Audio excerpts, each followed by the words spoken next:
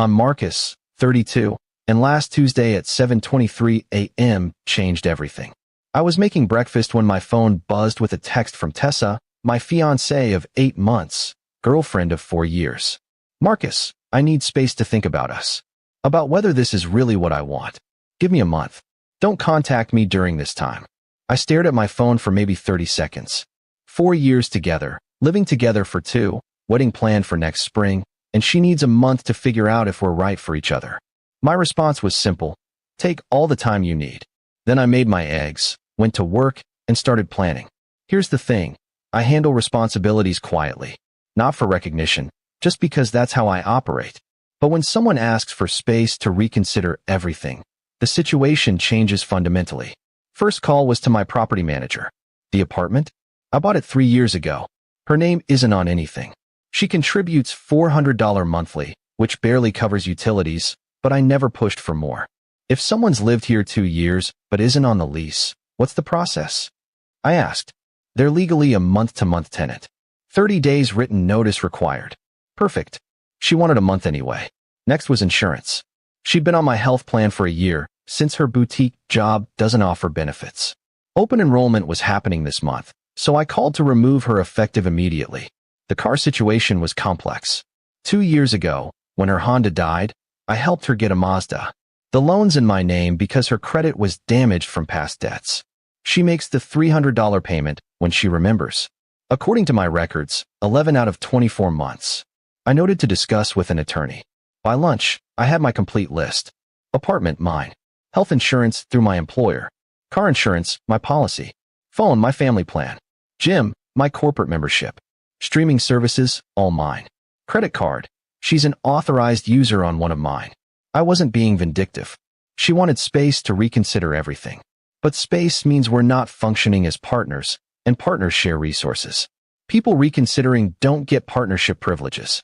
That evening I came home to an empty apartment. Her stuff was still there, but she'd packed a bag. Found a note. Staying with Bianca for a bit. Please respect my need for space.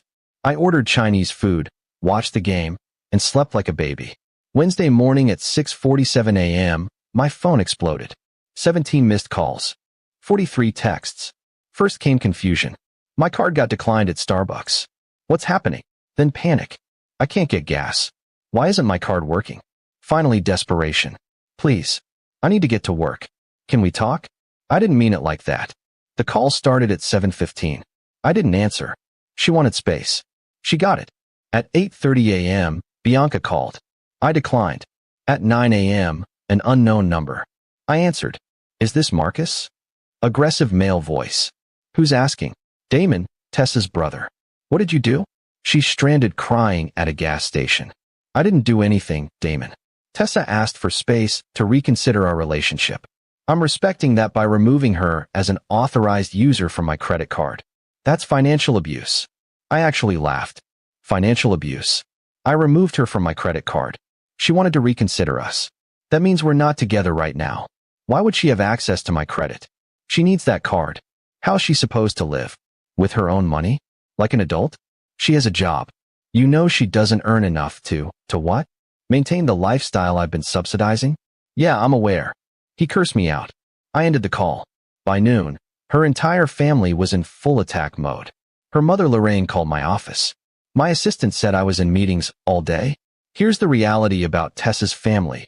They'd gotten comfortable with our arrangement. I paid for dinners when we visited. Fixed things when they needed help. When Damon's kid needed school supplies, Tessa volunteered my wallet. But respect? Appreciation? Never. I was just stable to them. Boring. Good enough for now. I'd heard Lorraine joke about how Tessa could do better if she really tried. Heard Bianca tell her to keep options open just in case. Well, congratulations. She's exploring those options now. Thursday afternoon, Tessa showed up at my office at 2 p.m. Security called for verification. I said yes, but had them escort her to the lobby cafe, not my office. She looked disheveled, hair in a messy bun, no makeup, wearing sweats. This is someone who won't check the mail without full makeup. Marcus, please. We need to talk. I checked my watch. I have 15 minutes. 15 minutes? Are you serious? You canceled everything. My cards. My phone isn't working. I couldn't even get a ride here. Bianca had to drive me. Your phone isn't canceled. You used 45 gigabytes of data, so it's throttled. That's why I suggested upgrading to unlimited, but you said it was too expensive. Marcus, this is insane. You can't just cut me off from everything. I haven't cut you off from anything that's yours. Your own credit cards work fine. Your car works. Your job exists. What exactly did I remove that was actually yours? She stared at me. You know I can't afford. Marcus, my cards are maxed. You know that. I didn't know that because I'd been paying them down. Another thing I handled quietly. Stopped those payments Tuesday morning too. Tessa, you texted me saying you need a month to figure out if this is what you want. That means we're on a break. Why would I continue funding someone who's reconsidering everything? That's not. I didn't mean. What did you mean then? She shifted uncomfortably. Bianca said you were taking me for granted. That you'd gotten too comfortable. She said I should shake things up, make you work for it. There it was. So this was a strategy? A manipulation tactic? No. I just wanted to see if you'd fight for me. Fight for someone who questions everything after 4 years? Why would I do that? Because you love me. I did. Very much. Enough to support you financially for years without complaint. Enough to tolerate your family's disrespect. Enough to pretend I didn't notice you've been checking dating apps. Her face went completely white. How did you? Your iPad syncs to your phone, Tessa. When you browse dating apps on your phone, it shows in your iPad history. Been happening for about 2 months. Silence filled the space between us. Look, I said, standing. You wanted a month to reconsider. Take it. But reconsider the real situation, not the subsidized version. Figure out what you actually contribute to a relationship besides expectations, and what your actual alternatives are. I'll have the 30-day notice delivered to the apartment tomorrow. Marcus, wait.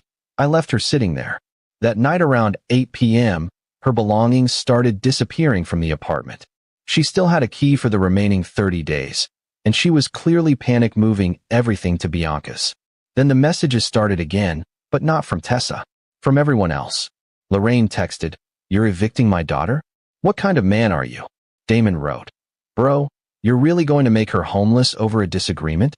Bianca sent, "She's crying constantly. Hope you're happy." Even got one from Tessa's cousin. "Heard you're being horrible to Tessa. She deserves better." I didn't respond to any of them. But around 11 p.m., my buddy Derek, who tends bar downtown, called.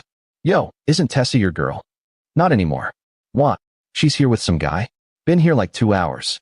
She's all over him." "Good for her." "You good?" "Actually, yeah. I'm good." And I was. Because everything was clicking into place. She'd been shopping around. Bianca probably knew about this guy. The whole month to reconsider was probably to test drive the new option while keeping me as backup.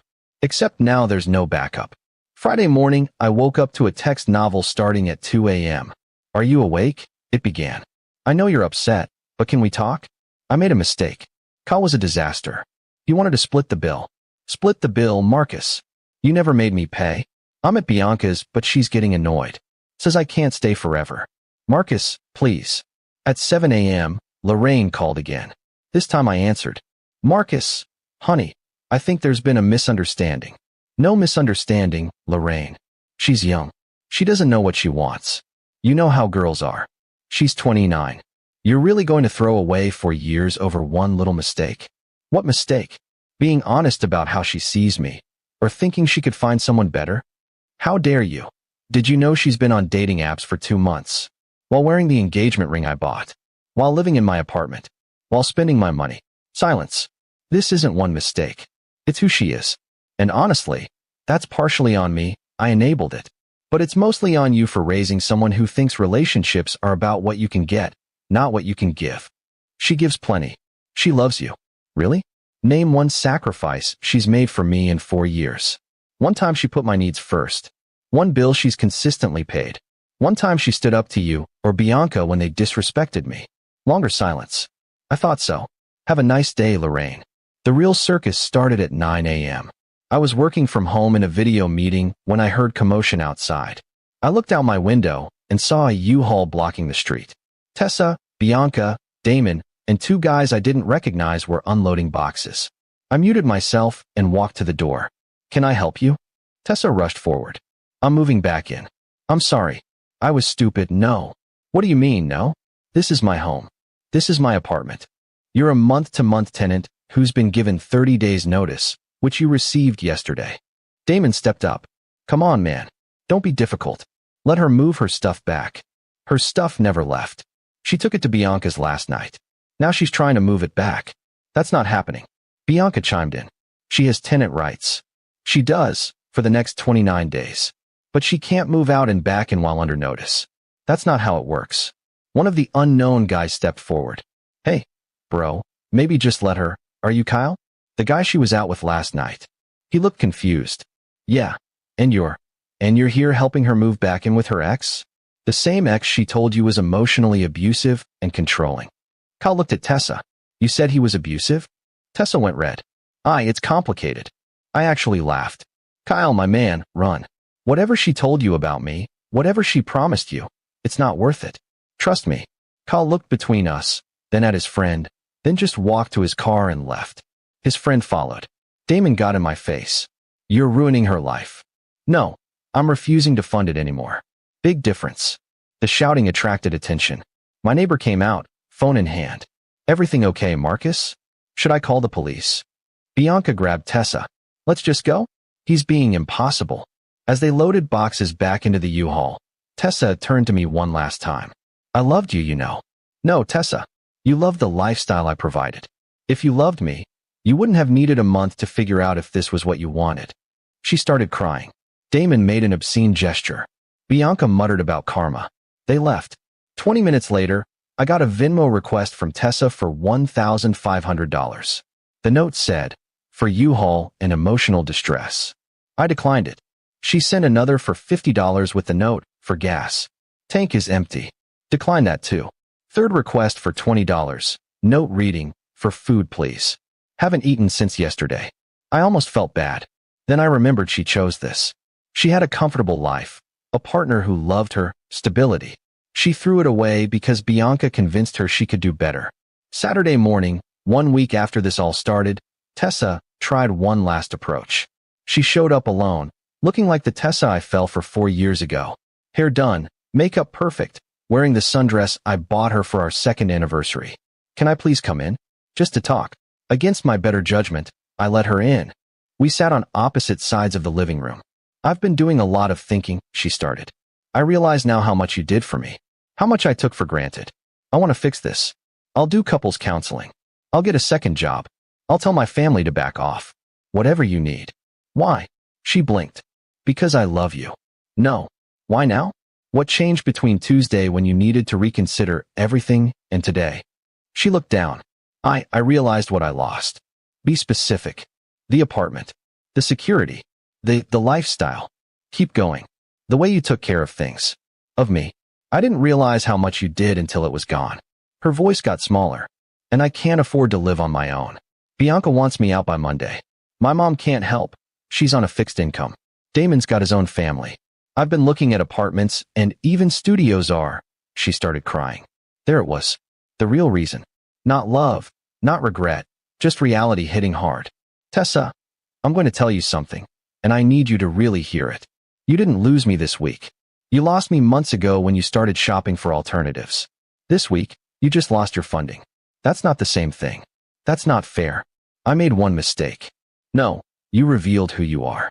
And I'm grateful for that because it saved me from a lifetime of being someone's safety net instead of their partner. She left, but not before asking if she could at least stay until she found a place. I said no. Then she asked if I'd co-sign for an apartment. Also no. Finally, she asked if I'd loan her first and last month's rent. No to that too. The social media attacks started Sunday. Suddenly, I'm all over social media as the villain. Tessa posted a tearful story about her narcissistic ex who financially abused her and made her homeless. Bianca backed her up with stories about how controlling I was, how I isolated Tessa from her support system. My favorite was Lorraine's post about how I manipulated her daughter and trapped her in financial dependence only to cruelly abandon her. I didn't respond, but my sister did, with receipts.